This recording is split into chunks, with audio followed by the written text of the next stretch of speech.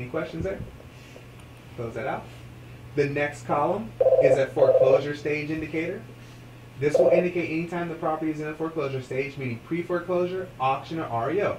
So at the bottom we have an REO and an auction. Or pre-foreclosure, sorry, pre-foreclosure, that's orange. Okay. And there's the yellow auction. Last column I have is a distress sale indicator, meaning the property is in distress when it finally sold. Either a bank-owned sale, which is the brown flag, or the pink flag, which is a short sale. Any questions at all on those indicators? Next we have the address, owner name 2, and so on. Each one of these columns can be sorted. So if I wanted to sort by address, I can just click the column, and it's sorted by address A to Z, or Z to A. Okay. Oh, it's not by numbers, by street name? Oh, no, it is by number, it looks okay. like. Okay. Owner name is by A to Z, there we are. Now you notice also there's a little number here. This is my first sort. So if I want address to be my first sort, it's number 1. My next sort will be by owner name. So now it says number 2. But then I wanted to sort by price after that. And so now it says number 3. And then by recording date. So that says number 4. So you see that is my sorting order. If you no longer want that sorting order, bottom right hand corner you have edit grid. And it says clear column sorting. So you clear the column sorting, it'll go back to whatever the default was. Any questions on that? Also, you have the ability to click, hold, and drag the columns. Just remember, whatever you were looking at when you close this is what you will be looking at when you come back. So if you make a mistake and you delete everything, you'll have to go back into your preferences and reset all your defaults to make this go back. Okay? So be sure whatever you're looking at is the one you want. But the cool thing about that is even if you make mistakes, you can always fix it. It's really easy. Bottom right hand corner, if you hit edit grid, I can hit show or hide columns, and there they all are here. So any one that I deleted or moved around, I can just check it back and put them into any order you see here. Remember, top to bottom is left to right. Anything you put on the very top will be on the far left, the very bottom will be on the far right. You simply hit apply, and that will be your new results grid. Any questions at all? Can you sort by the first 4 columns? By these columns? Yes.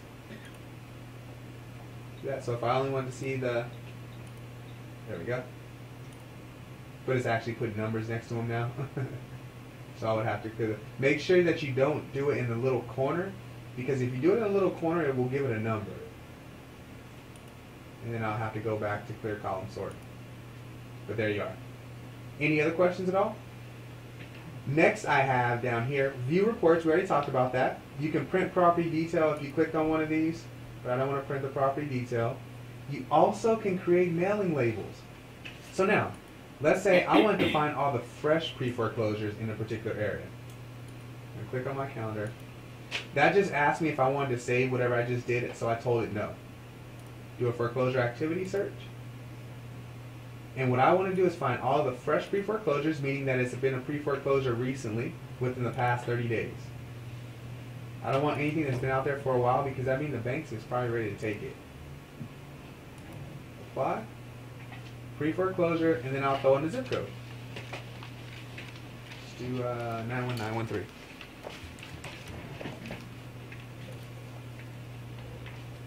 Now, here are all my fresh pre-foreclosures in that zip code. There's 6, and I can actually contact all 6 of those. The way I know that is just by looking at the MLS listing indicator first. If you see an orange or a green balloon in this list here, always uncheck it. You cannot contact them. Any other color is perfectly fine. Just remember, first column, orange or green balloon, don't touch it. But since all 6 of these are okay, here at the bottom I have create labels. Now it's telling me the default is Avery 5160. You can get that from anywhere. Office supply store, Walmart, Target. It's defaulted to use mixed cases. That's my preference too. You don't want to look like you're yelling at them by using all capitals. Also, it's default to use tax billing address, meaning it will go to the owner, not who lives there. You can also include foreign addresses if you choose, or create your own custom label. You get 5,000 of these per month, it will tell you how many you have exported this month, how many you have remaining, and how many are currently here. Now remember, that is per month and not per 30 days. So you have 5,000 for February, you're going to have another 5,000 in March. Okay. You can print a range if you wanted to, but I only have 6 here. It's pointless for me to print a range, 2, 3 maybe. So I'll do all 6. Simply hit create, and how simple was that? When you hit create, it is going to ask you if you want to open it or save it. You always want to save it because when you save it, you can bring it back up. If you just hit open, you have to be ready to print right away because the minute you close it, it's gone forever. You're going to have to re-download them and do it all over. But for me, since I don't care, I'll hit open. And there you go. I just put in my label paper, I hit print, and I'm ready to go. You can't go to file and save that? Let's see. Yeah, you can. File and save. Okay. So you can save it after it's up there. There you are. Any questions at all down here so far? Finally, you have export. I can export this into an Excel spreadsheet. I can just click grid, and it would do this exact grid here. Or I can hit customize and just choose which fields. That's the only difference. Any questions? Alright, so let's hit cancel. And let's move on to the map. Any questions on the grid before I move on to the map? Alright, so let's get map only. Now once you click map only, this is what you're looking at. Full map. Remember I told you guys you can't click on each one of those and get information. If it was on the MLS, you can click the reverse listing view, and there it is. Brings up the listing. Okay. But also what I can do is click on the ruler, or magnifying glass, that's quick zoom. Zooms right into that property.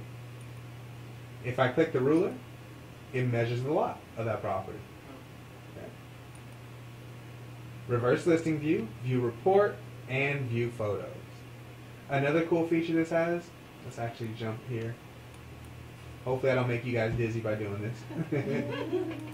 Let's do hybrid. Now, you see there's actually going to be parcel lines around each one of these.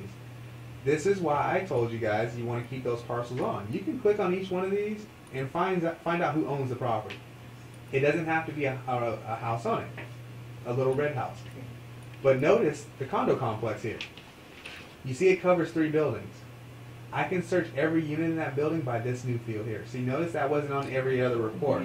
You click search all units, and it's searching every unit there. You may not have noticed it right away, but let's go back to split.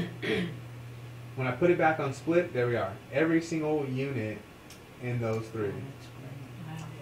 So if I live in that building, I'm not saying I do, but if I did, I can check out all my neighbors. God, so much for privacy. Any questions at all? All right, let's go back to map. Okay. And we'll go back to road view. And I'll clear the map. Okay. So now, other things you can do with this map. On the right-hand side, you have your map tools. First map tool I have is a drawing tool. I can draw a radius, rectangle, and polygon. If I click draw radius, the way you start that is click to start. There's no dragging involved. You just click to start, move out to your desired area, and click to stop. Cool thing about that, let's say I don't like it. I don't like the placement. Click hold and I'll move it back over here. Really easy. Don't like it, move it there. I can delete the shape at any time, and I also can modify this shape at any time.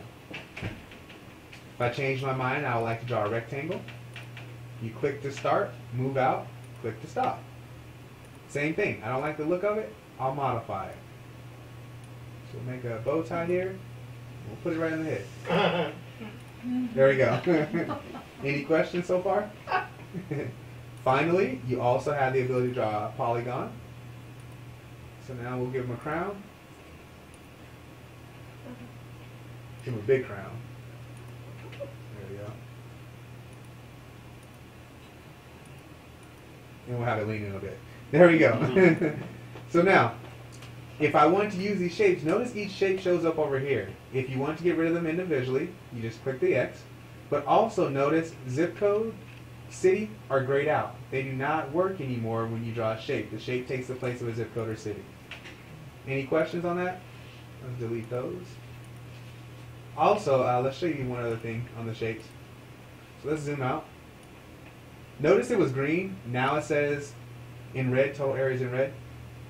Unlike Tempo and Fusion, this shape cannot go out that far. It only goes a certain distance. the way you know you're within a safe distance is if it's green. Okay? You see the total area is green. The minute the total area turns red, that's too far out. So there you go, about 5 miles, I think. Any questions? No. Now, under the shape drawing, we have the boundaries. So I can turn on neighborhood. Remember, they define neighborhood differently than us. But if I did zip code, here's all the zip codes coming up. Okay. Then you would have city, county, school district, and flood zone. Flood zone does a full map overlay. So you see the color legend at the bottom? Your color legend of anything will always be at the bottom of the map. Okay? Let's turn that flood zone off. We'll zoom back into Chula Vista. Now, under the boundaries, we have the push pin. This is what you guys got a sneak peek of earlier. First, you have property and sales information. So if I go to distressed properties, I can show all the pre-foreclosure, auction, bank-owned, short sale, and REO. But notice it says zoom in.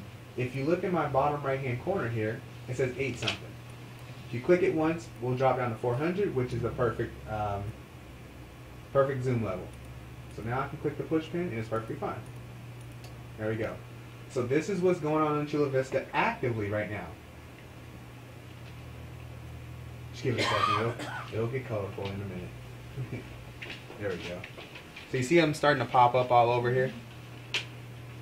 And if you wanted me to cover the whole map, we'll go ahead and add search short sales and REO. There you go. Any questions at all? No. Now, it does work anywhere. You can just move around and they'll start to pop up again. Once you cross the 805, I don't know if it's that bad. Huh? Yeah, it is. But if we went to Coronado, it wouldn't be as bad. Let's see. Oh, they have a few. Not as bad, but they're there. Any questions at all so far? Now, also in that push pin, let's turn these off. I do want to point something out to you guys. Notice it says 1 of 6 selected. You can only select 6 of these flags at a time. The one that's already selected is parcel. Parcel is selected by default, so it is always going to take up